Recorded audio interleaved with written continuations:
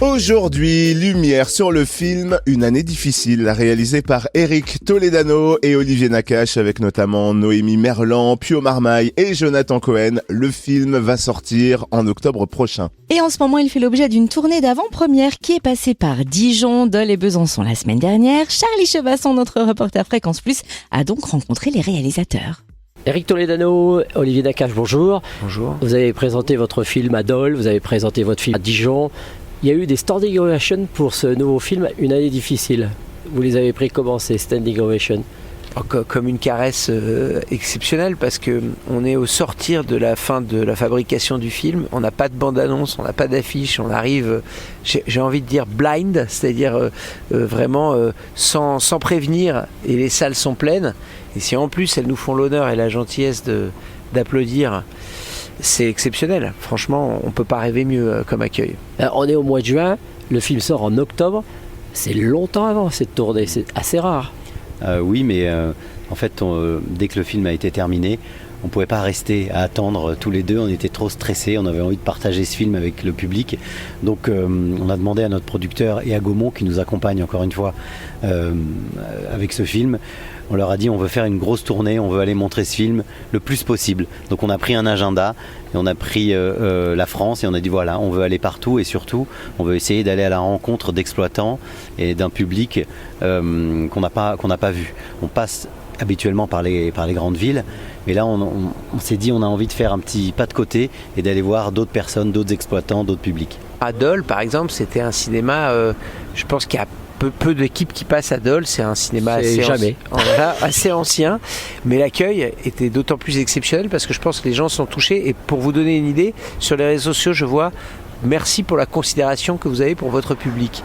Je pense qu'on a eu la chance que le public vienne en masse venir voir certains films. Bon, il y a Intouchable, mais il y a d'autres films qui ont fonctionné. Hors normes, Le sens de la fête, Samba.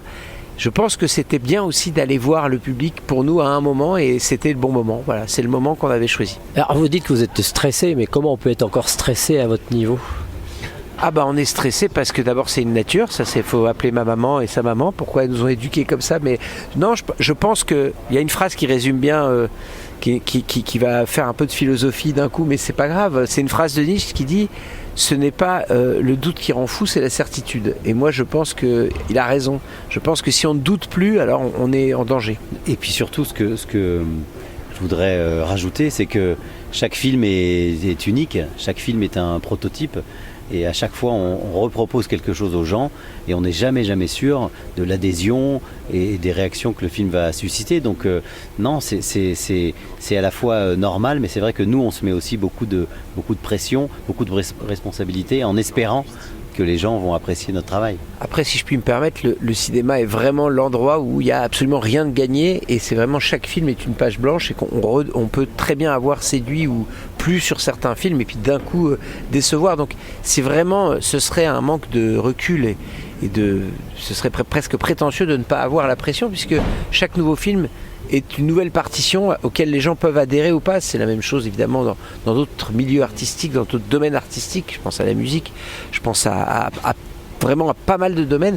C'est vraiment l'endroit où il n'y a pas d'achalandage, il n'y a pas de public. C'est vraiment un marché de l'offre, et chaque offre est nouvelle. Alors certes, on a peut-être la chance que les gens viennent avec plus de curiosité si les films précédents ont fonctionné, mais ça ne nous donne aucune garantie. Et vous, bon, on ne va pas dire que vous êtes dans le surendettement, vous êtes plutôt consumériste dans le style ou pas, perso ? Nous, on est plutôt comme les héros du film, c'est-à-dire qu'on est cinquantenaire, c'est-à-dire grandi dans un monde où la consommation n'était pas tabou et où consommer n'était pas associé à quelque chose de négatif. Franchement, les années 90, vous regardez une pub, on vous disait soit consomme, tu seras heureux. Et puis on a des enfants qui commencent à avoir plus que de l'adolescence, on va dire, qui commencent à tutoyer la majorité et qui ont un discours qui est totalement opposé. Donc on est un peu comme nos héros, c'est-à-dire sur un pont entre deux rives, avec un monde qui est derrière nous, à l'évidence, un monde qui est devant nous à l'évidence, et une danse, une valse un peu comme nos héros, avec voilà, peut-être qu'on ne sait, notre génération, je dirais qu'à ce niveau-là, elle ne sait plus trop sur quel pied danser, et c'est pour ça qu'on a associé ces symboles de pont, de danse, d'image globale, voilà. Et quand on participe à un Toledano Nakache pour un acteur, parce qu'on a quand même les antécédents avec Intouchable, avec ça, c'est un tremplin.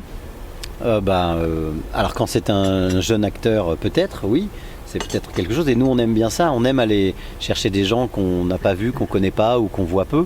On l'a fait à plusieurs reprises avec nos films, et on aime aussi mélanger. On aime mélanger, voilà, quand vous voyez Mathieu Amalric, Noémie Merlan, Jonathan Cohen, Grégoire Le Prince Ringuet, des non-acteurs aussi. On aime bien ça, on aime bien faire notre petite tambouille pour...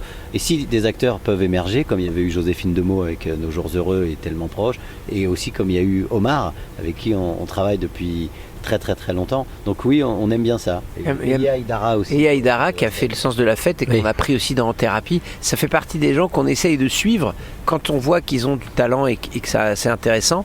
C'est sûr que c'est pas qu'on est rentré dans la famille, mais c'est que ça fait écho et on a envie de continuer. Et Yé, par exemple, on suit sa carrière qui n'est que ascensionnelle et qui a encore donné pas mal de surprises à mon avis.